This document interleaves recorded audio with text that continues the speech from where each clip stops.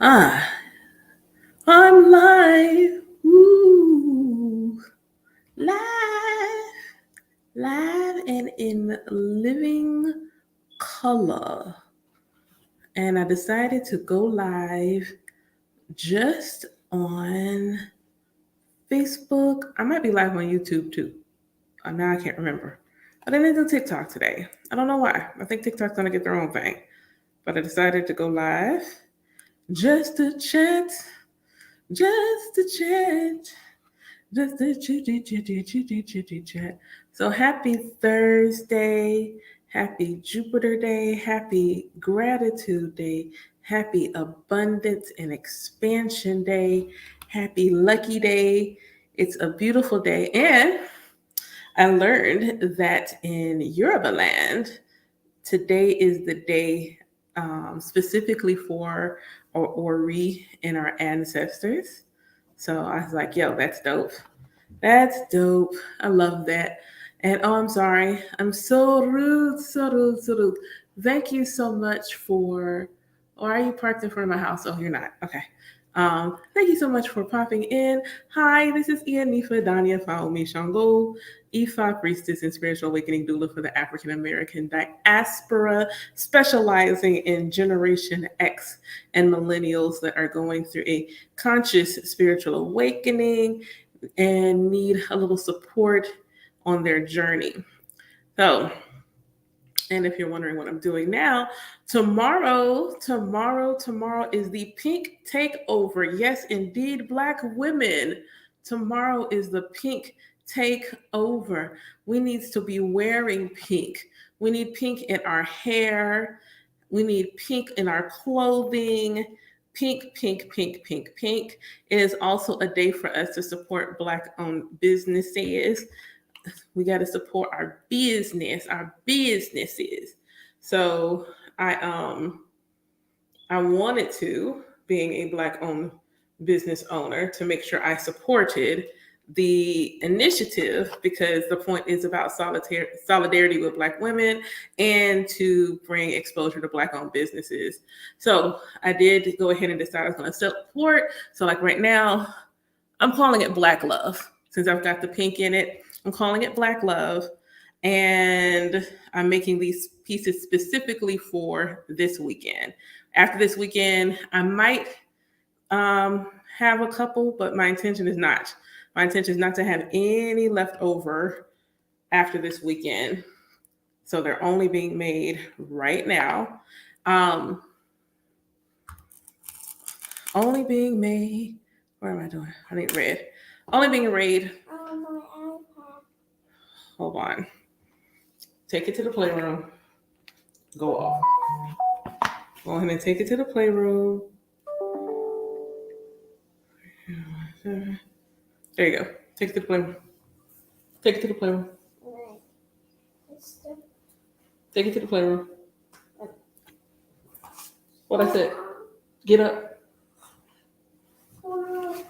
There you go. No, I'm not. It's mine. That's what I don't.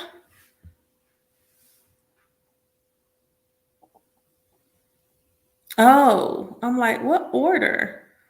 And where's my Vistaprint? Okay, I'm sorry. I got an email for some rewards from Capital One. Whoop, whoop. We like the rewards. We likes to get money back. But yeah, I'm supporting the pink takeover. I still have no idea what I'm going to do with my hair. I can't dye it pink. So I got to figure out some other way to incorporate pink in my hair. Got to incorporate. Take that to the playroom. I don't want to hear that noise. Sorry. Go ahead, take it to the playroom. So I don't have to hear the thing. It's not yours. Playroom now. Thanks. Thank you. So I gotta figure out what I'm gonna do with the pear because I can't dye my hair pink for the pink takeover. But I'll find something, some pink and some other things to add. Maybe some pink hair bows, some pink little ribbon. If I can find some pink lock jewelry, that would be dope. be even doper if I could find some pink lock jewelry made by a Black-owned business. That would be even better. I would love the Black-owned business with pink lock jewelry that's local to me, where I can go and get it, where I can go and acquire the items that would be most beneficial. I would love to be able to do that. So I'm excited to see all the videos and the posts and things regarding the pink takeover. It would be really amazing if I actually saw this reflective in my city. But we'll see. We'll see. I know a lot of the bigger cities are doing it. It's actually global. So I love that.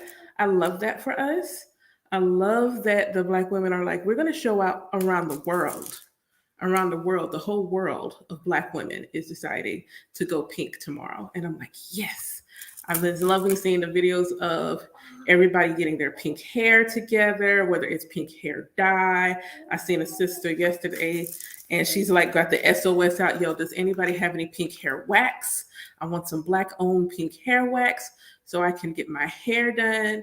So I'm really excited to see how all of this ends up manifesting or being birthed. The manifestation has happened, but being birthed. I thought that was a really dope concept, and I'm just happy to support. So I got that one, and I got all these pink ones, all the pink ones. And so all of them will be cleansed. All of the bracelets are going to be cleansed. All of them are going to be charged. All of them are going to be anointed with self-love oils. So yeah, this is going to be... Oh, look, Pizza Hut sending coupons in the text message as if I need the temptation to go eat the pizza. So that's what's happening with the pink takeover and things of that nature. I'm really in a space of shadow work. Really, really, really, really deep into my shadow work. I'm like, dude, what's really good? And one thing I'm fully aware of is Pluto's getting ready to go retrograde in like 3 days. So we've had our taste of Pluto sitting in Aquarius, and now we're going right back into Capricorn. So Pluto's moving its way back into Capricorn, and the shadow work has been on 100. When I say it's just like, okay, let's go ahead and address this, and let's address that, and let's do this, and let's do that. And so for people who don't know what shadow work is or hear the term shadow work and think it's something dark and scary, I'm going to need you to not. I need you to not think about it as anything dark and scary, because it is not anything dark and scary. Shadow work is, in my estimation, it's illumination work, because the intention of shadow work is to not get rid of your shadow. Your shadow is simply the things that you can't see. And one day, I think last year sometime, I got the download that a shadow does not exist where there is no light. There has to be light present in order for there to be a shadow. The reason why the thing is in shadow is because there's an obstacle keeping you from seeing it clearly. So once you are able to remove the obstacle, you can see the truth of what the thing is in your quote unquote shadow. And then you can integrate it into your life, into the light, in a way that is healthy. So I've been in a really interesting place. For me, actually, it's not just me personally. This is the way it's manifesting for me personally, but everyone in my age group, everyone. So I'm 44. Everyone in my age group is getting ready to go through a Saturn opposition. And what does that mean? So the planets are always moving, and a return simply means it's cute. Yeah, that's cute. A return means the planet has returned back to where it was the day you were born. It's back in the exact same place it was at the moment of your birth. So an opposition is when it's directly opposite the place it was when you were born. So we get our first Saturn return around the time we turn 30. That's our first Saturn return. And so the Saturn return, Saturn is that big teacher. Think like the strictest teacher you've ever had. That one teacher is like, I know you can do better. Do it again. I know you can do better. Do it again. I know that you can do better. Guess what? You know the phrase, do it again. And once you have mastered the thing and you're doing it at your fullest potential, at that point, what Saturn says is, okay, cool, I'm gonna get out your way and let all this other good stuff flow through to you easily and effortlessly. So when your Saturn return hits you in your 30s, so think about what it's like in our 30s. Our 30s were really just getting into our adulthood. Shouts out to the creator on TikTok who did something where it's like your biological age and your actual adult age. That made so much sense to me. So take that. So you're going through this Saturn return where you're just really getting your footing in life and you're trying to get stable and things like that. And it's like awkward. It's awkward when you're 30. You're like, am I adult? Am I young? Am I adult? Am I young? And you're trying to find this balance between feeling like you're young and feeling like you're an adult and trying to kind of navigate those things. You're just exiting your 20s and all of a sudden you need to act this way because now you're 30 and you're like, I don't even remember ending my 20s. What are you talking about? So you go through challenges when you're 30. And the goal, Saturn's mission, is to make sure you learn something during this period of your time. So then what happens? Well, after you had these lessons and things like that, and it seems like things kind of organize themselves, they get right for you. Maybe 15 years afterwards, you go through the opposition. And the opposition is a pop quiz. Opposition is, oh, yeah, all those things I taught you 15 years ago. Yeah, have you put them in practice? Did you learn your lesson? Are you going to repeat the same mistakes that you made in your 30s? Or are you going to actually do better? Are you going to repeat the mistakes or are you going to actually do better? So for those of you in my age range, what you may find is that there are themes, common themes, not necessarily identical experiences, though they could be, but common themes happening now that if you think long and hard about it, 15 years ago, it's like, yo, why is this happening again? Why is this happening again? And we are also simultaneously going through a Uranus opposition, which is our midlife crisis. Uranus is like, I want to change everything. Everything that you thought was stable, everything that you thought was secure, everything that made sense to you no longer makes sense. It's like, I don't want to do this anymore. This doesn't work for me. People cutting their hair off. I'm leaving the country. Not me, but like people are like, I'm leaving the country. Various other things that are reflective of the Uranus opposition. And then if you feel like, why is everything so hard right now? What is it going through? What is it what's God trying to show me the reason why I'm going through this? Then you are also probably going through that Saturn opposition. And it's important for you to look backwards. Like my tattoo, my Sankofa tattoo. You got to look back. You got to look back and see what was going on. Because, those who don't know their past are doomed to repeat it. That's what Saturn is trying to prevent. Saturn is not necessarily trying to say, hey, I want you to have a hard time. Saturn is like, all right, I'm going to throw this test at you. Because what we're trying to see is, did you learn?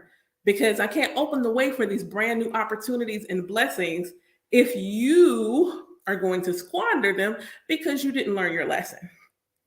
And so now it's like, okay, well, what do I do? How do I do this? And so the way I see this happening for myself, in my 30s,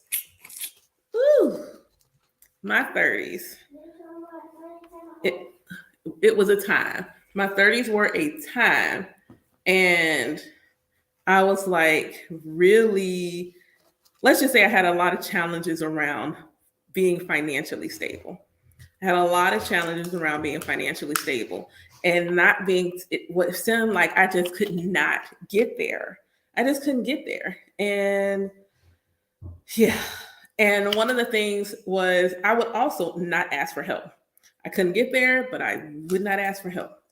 Just wouldn't ask for it. If you ask me, well, why wouldn't you ask for help? I ain't got no logical answer for you. I got no logical answer. Somewhere within me, there was a wound that got in place that said, I'm a burden. And thus, I wouldn't ask for help. So, my Saturn return had a lot of upheaval. A lot of upheaval was going on in my life in my early 30s. So, fast forward, now I'm 44. Saturn's opposition is, and it's not even exact yet. It's not even exact. So my intention is by the time it is exact, sis is going to have shown that she has learned. Sis is going to have shown that she's learned what she was supposed to learn. So similar thing around finances. Why is it around finances? Well, my not just finances. It's also about philosophy. It's about finance and philosophy. Oh, snap. Okay. Man, I wish I had an exact date. Okay, I know that at some point around that time, there was a, I was having some crisis of faith. I was having a nice little crisis of faith.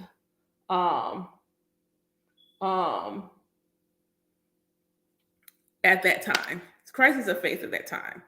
And depending on which way you draw my chart, this is either happening like right at my second and eighth house or third and ninth.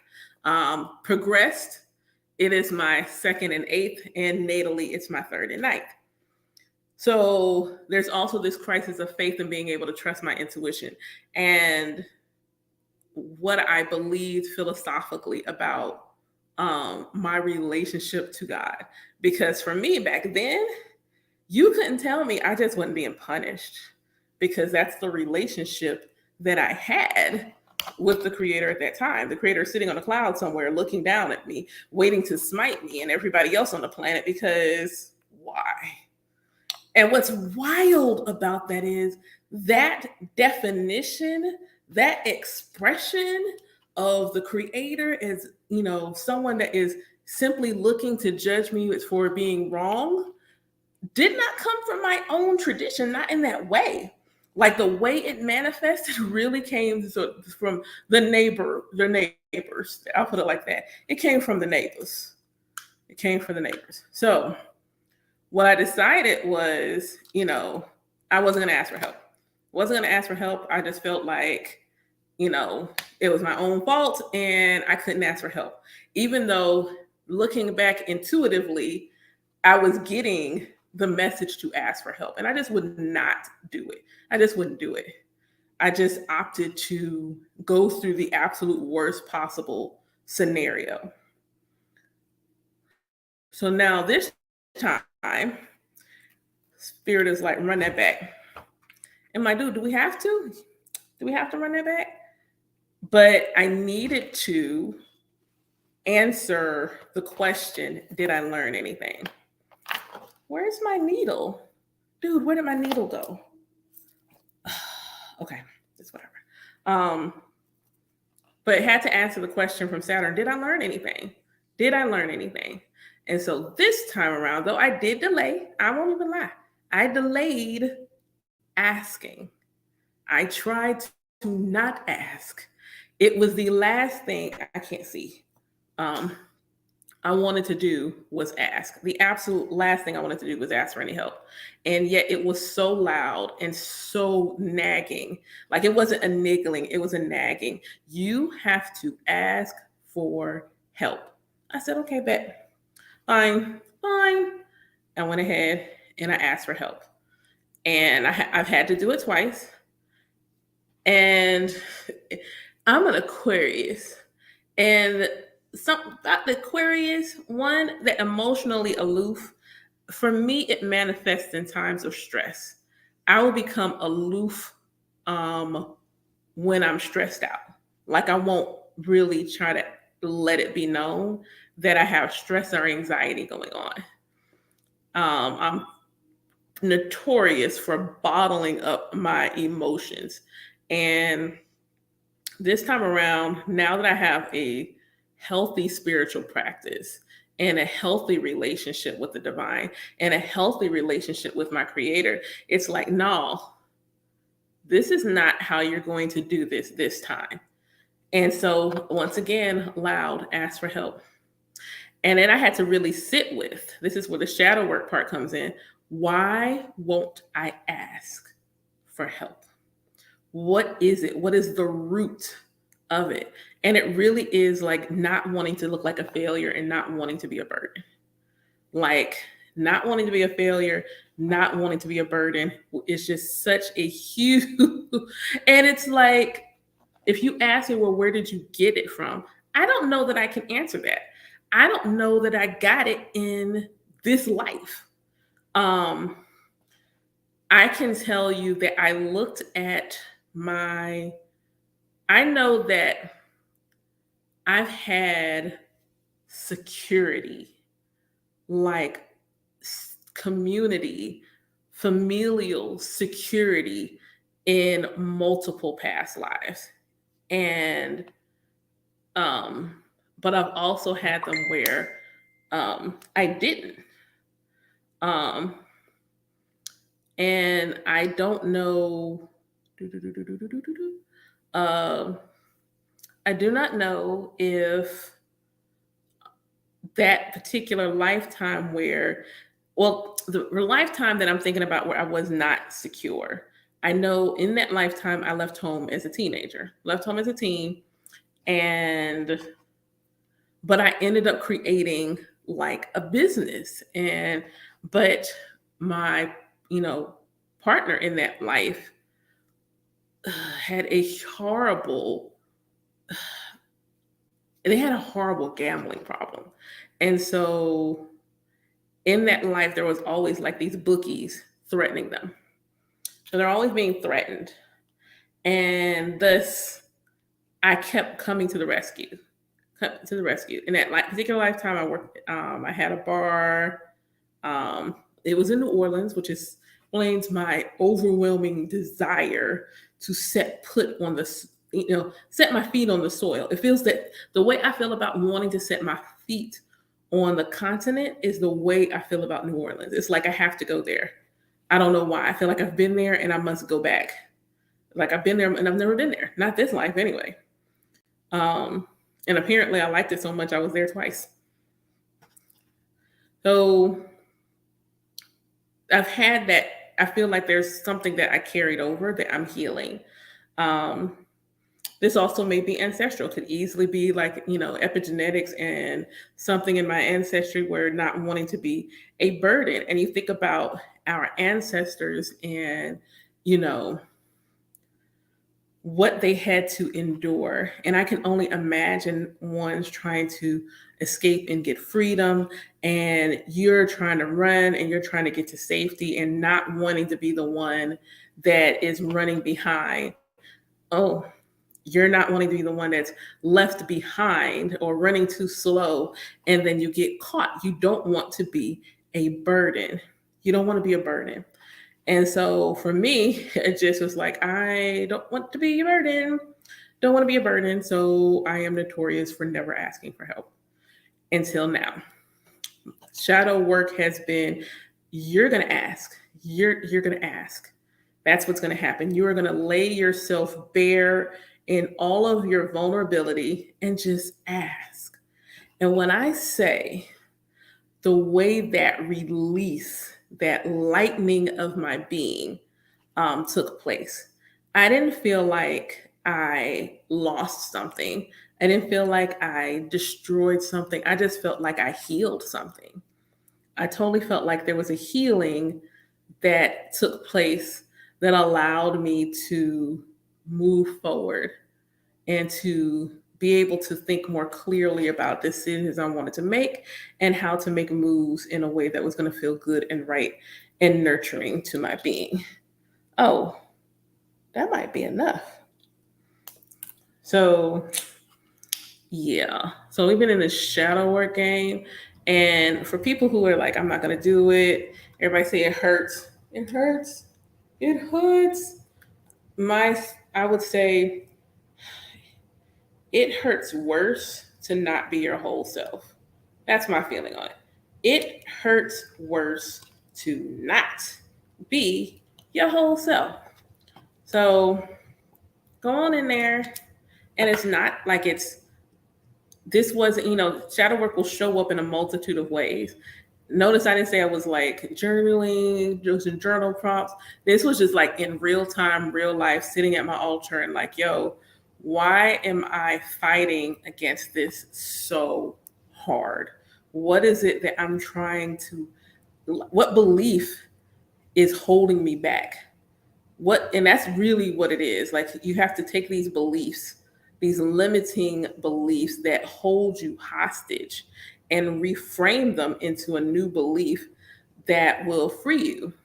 One, like for me, one belief I would say is like around fame, that it was not safe to be famous. Why is it not safe to be famous? Well, look at how famous people get harassed and they can't, say nothing, they can't do anything. Like fame don't seem safe at all. I don't know why, this is me in my subconscious, why anybody would want that, because it don't look like fun. It don't look like you can have a real life. But so shadow work was like, well, why do you think this way? And how can you do this? Because this could be limiting you. You may have a destiny where you're supposed to have fame. And if you're supposed to have fame, you can't have it if you continue to say things like fame. It's not safe to be famous because they have all this drama, they got all these problems, yada, yada, yada. How are you going to generate fame? It's the same thing with money. If you are someone who walks around like money is the root of all evil, how are you going to build wealth? How are you going to build that financial stability? How are you going to have that money when the idea of money to you sounds evil? The idea of money is evil. Money is not evil. People who do evil things with money. The money itself is not the issue. That person was going to be a jerk or whatever they were anyway. Money just gave them the financial ability to do it more, to do it with, panache. But if you walk around saying negative things about money, guess what you're not going to do? Attract money, because you have a negative relationship to it. It might come in, the universe is going to be like, hey, you're going to pay your bills, but that's it. You'll get just enough because you have a negative relationship with money. And thus you have to do the work to see why, pray tell, do you have a negative relationship with money, and how do you heal that relationship so that you can open the way for the money that you're supposed to have.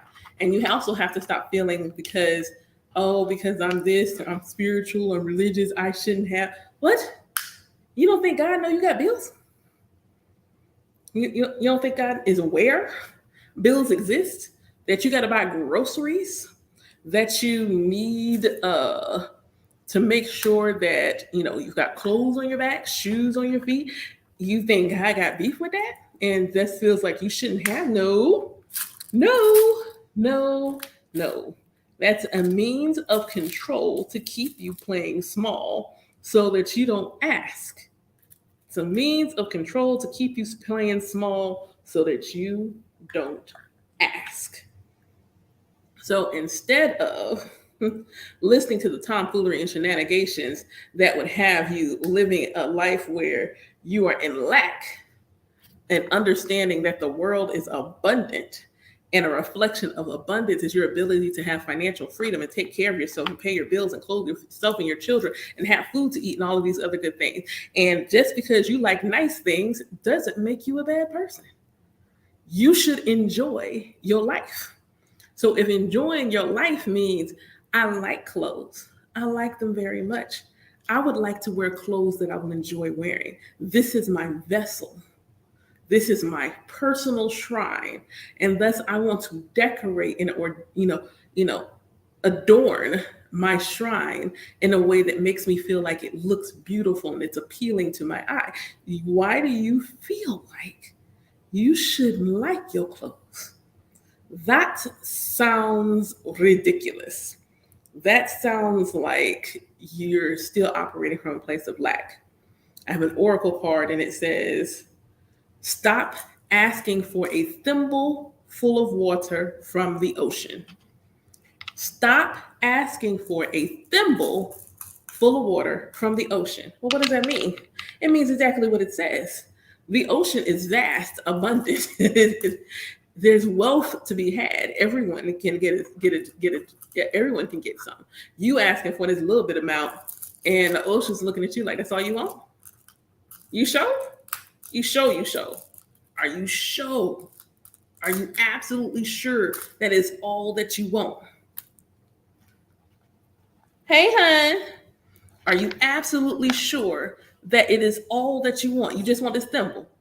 I can give you a yacht full of ocean water. Are you sure you only want this thimble? And it comes from a scarcity mindset that you couldn't possibly. Oh, I couldn't possibly ask God for that. Why? Why? If you can make that make sense, I'll understand. But I'm thinking you're attaching a human's, capabilities to the Most High. Why could you not have a yacht when there's plenty? There's plenty for you to have. It's plenty.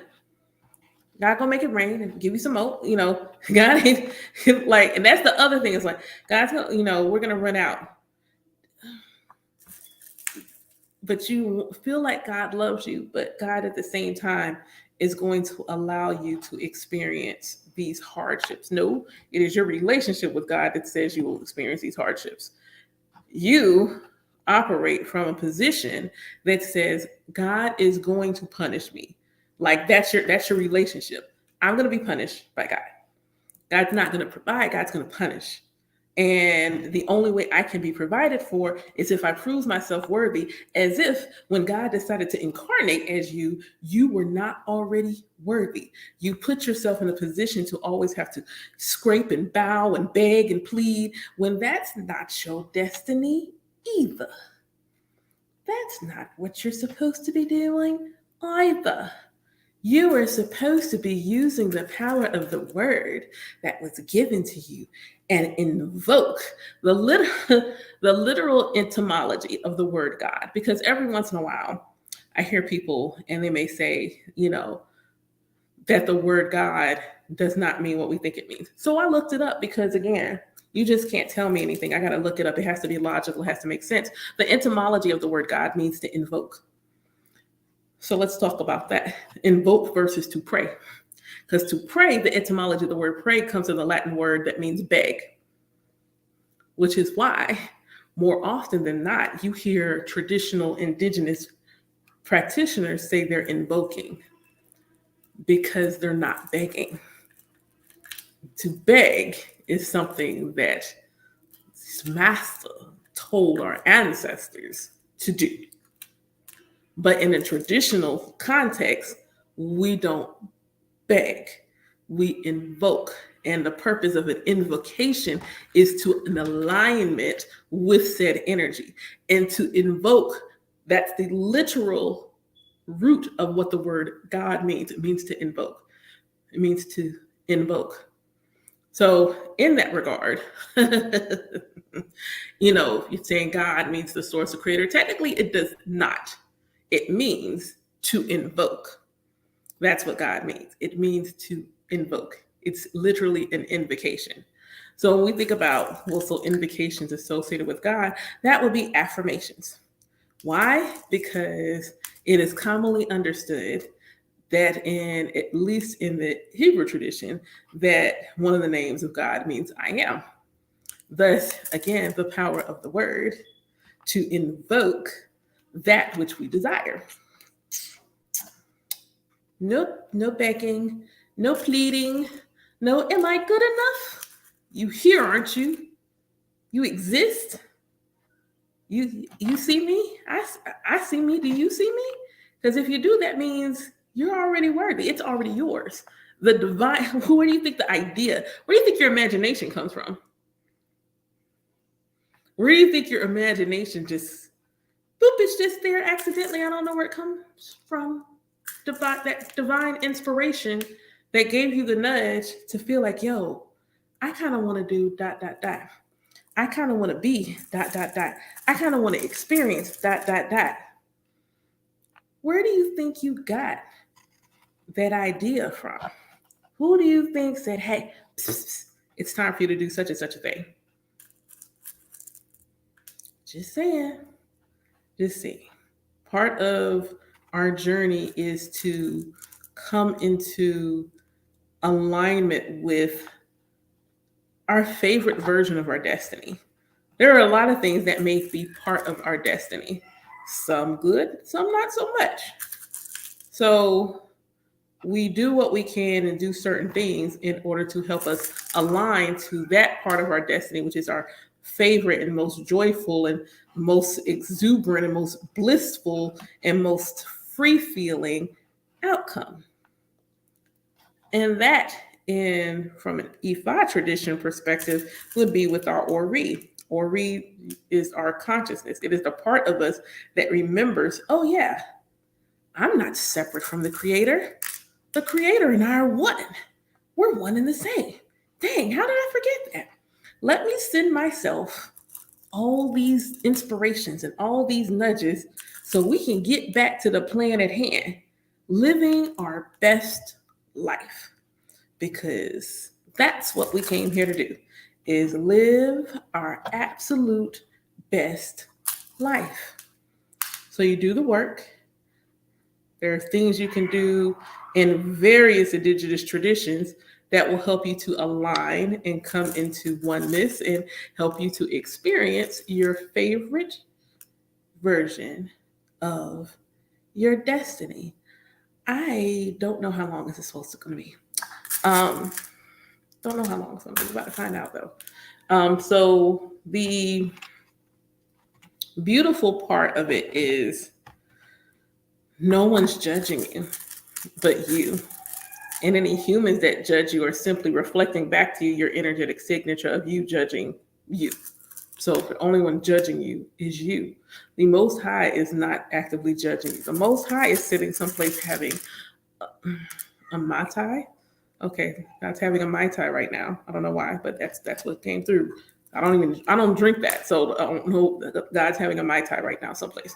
So God's having a Mai Tai and enjoying lunch and sitting on the beach and looking at the ocean and waiting for you to join her. God is sitting on the beach, looking at the ocean, waiting for you to join her. So then you just decide, well, I think that sounds cool. I'd like to sit with God on the beach. You would? Yes. Well, I think that she would love that. I think that she would find it most enjoyable if the aspect of her that is now in your human vessel joined her on the spiritual beach. And you do that by experiencing joy and experiencing the things in your life that give in or would give you joy. Would marriage give you, add to your joy? Would having children add to your joy? Because those things add to the joy. But your joy, the cultivating joy, oh, that's in, okay, you know what? I'm going to do this because this feels fun. I am passionate about this, so I'm going to do this thing. It is you living out your creation in the way that you want to. And I'm like, dude, that just sounds like lovely. And it's not easy because I'm still learning how to do it myself. I am still actively, right now, in this moment, actively learning how to do it myself. But I am at least actively learning. And that's what a conscious awakening does. It says, now you are accountable for your life experience. Now you're accountable for your life experience.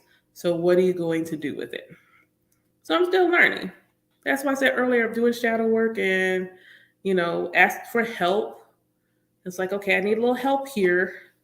And normally I wouldn't ask for help and I've been in a bad way, but I asked for help. And I'm giving myself the grace, like you should ask for help sooner. No, I know, but we're not going to do that. We're not going to do that. we're asked for help now. And we didn't let it get as bad as it did 15 years ago. So I call that a winner chicken dinner. We also are hosting Soulful Saturdays again. And you know what? There's a couple of reasons I stopped doing Soulful Saturdays the first time. One is I always felt tired. And I know the feeling of exhaustion honestly became up because of the energy exchange. It was not an energy exchange that equated to what I was giving. Like I'm expending this much energy, but I'm only receiving this much back. Like let's say I'm giving you 10. I'm giving you 10, but I'm only getting 4. And so there's a 6 energy deficit. And I'd be tired. I would be exhausted. And it was really obvious. Oh, okay. It was really obvious to me that Spirit was like, you gotta stop until you can ask for what you deserve in this space. The other part of it was it needed to be reborn in a different way. My intention for Soulful Saturday really was about cultivating community. It really was about that. It was really about cultivating community. And what I did not realize in the moment was I wanted to cultivate a community around Ifa.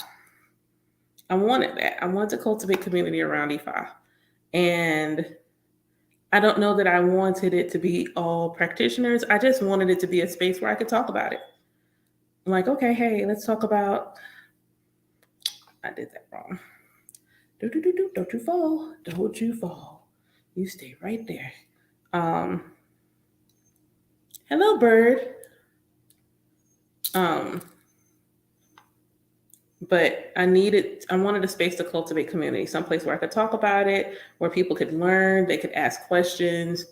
And so now my Sacred Soulful Saturday with Orisha will be recurring. My first one was on June 3rd. It was absolutely beautiful. It was so beautiful. I had no plan, no outline, no agenda. I just, okay, yo, this is what we're going to do. And boom. And it was so well received. I'm so grateful at how well received it was. So today I put it up there. I'll be doing a reel and a TikTok sometime today to just say, hey, FYI, this is what I'm doing. Tickets are donation based. You can get your tickets on my website, or if you're someone that prefers to use Cash App, you can hit me up and Cash App me, and then I can send the ticket to you. But I'm really happy I decided to do that. I'm really, really excited about it, and I'm looking forward to see how as the journey unfolds, how it begins to unfold. I'm looking forward to that. So, all that we talked about shadow work and all that stuff. All right, so last piece, and then I'm gonna go because I didn't intend to be on here this long. But hey, y'all been keeping me company. I'm on my 3rd piece since we got started, which means I'm getting faster. Yay! And right now I'm making an ankle bracelet. So now that, the World Odu is out, and I did a blog about it, so I'm not going to rehash everything that's already in my blog. You can go to my website and read it. Yay! But I thought it was really interesting how the Ori, obviously the Ori is going to be prominent in general, but it was just the way its prominence felt to me. It was the way its prominence felt to me. This is why I can't wear glasses and do this, but sometimes I need glasses when I do this. But Ori came up really, really prominent. And that it's our Ori that's bringing us success throughout the year. And I'm like, okay, considering that I keep getting, people who need Ori cleanse and things like that, And this morning I was just reading a blog from a woman. She's a chief in Ianifa, and she was talking about, well, she wasn't talking about on her site though. I was checking out her services, and she just offers it as a service. And I'm just like, okay, that makes sense. That makes sense. Because I'm like, dude, if y'all don't spiritually cleanse y'all heads, I know something. I know something. I'm like, dude, what are y'all? What's happening? What's going on? But I think everybody's Ori wants to be cleansed because everybody's Ori is trying to give them abundance. And oh, okay, here we go. Let's look at the timing of this. What is it? Hold on. Let me look when the transit hit. June. It's coming up. Hold on. Jupiter into Taurus.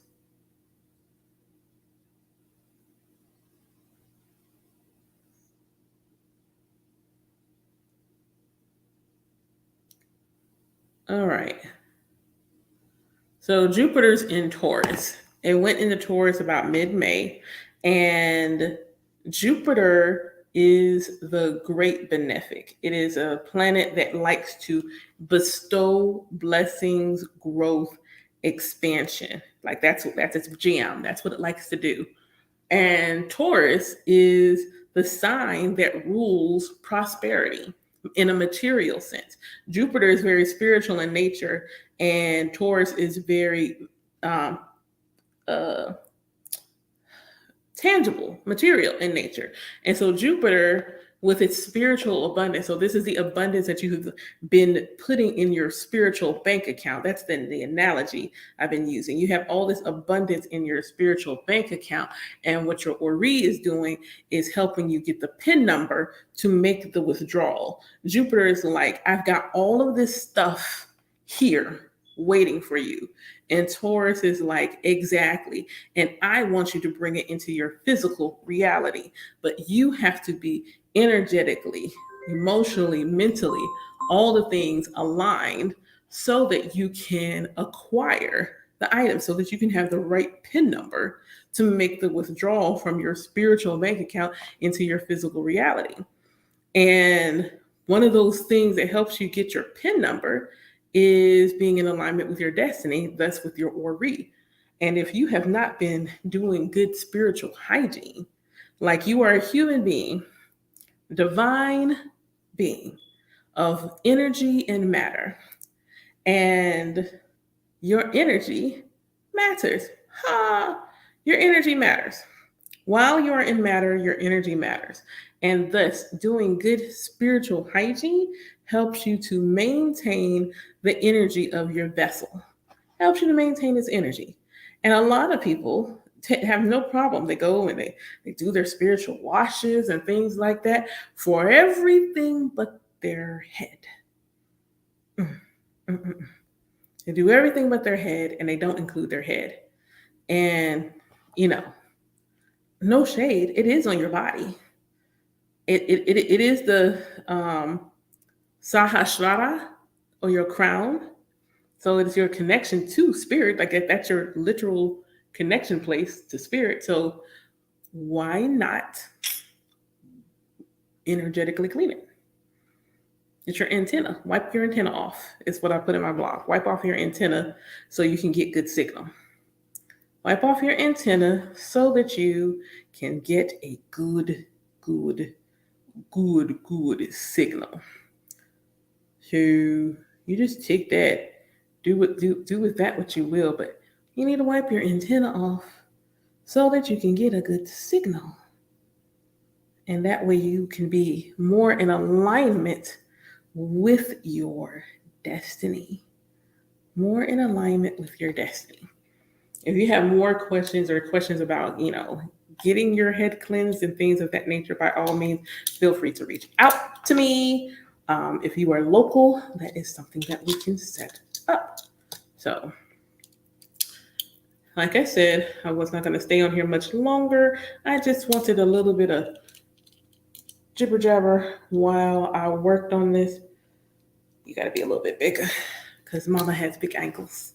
Mama has big ankles. But I hope that y'all have a beautiful day or night or evening or early morning, whenever you see this.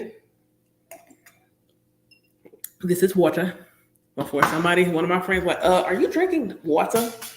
I am drinking water. Storm water to be specific, but water, just the same. Hold on. Not from the drain, because I know there's going to be at least one. You're drinking. No, it's been storming. It was storming the other night. So I got up and took my glass of water out and let it sit and charge in the thunderstorm. That's what I mean. Because I know if somebody was going to try my gangster and no, that's not what I mean. It's not. But as I said, I hope that y'all have a good day. Thanks for listening to me just blather on, because that's all I really wanted to do. I just wanted to empty my head of all the chatter. I just wanted to empty my head of the chatter. And I just decided to do so live because I didn't want to save it on my hard drive. But thank you ever so right kindly. And I hope that y'all have a beautiful, beautiful day. Boop, boop, boop, boop, boop, boop, boop, boop. Oh, and if you're on the TikTok, I might go on TikTok later, go live on TikTok and do readings. I will say that.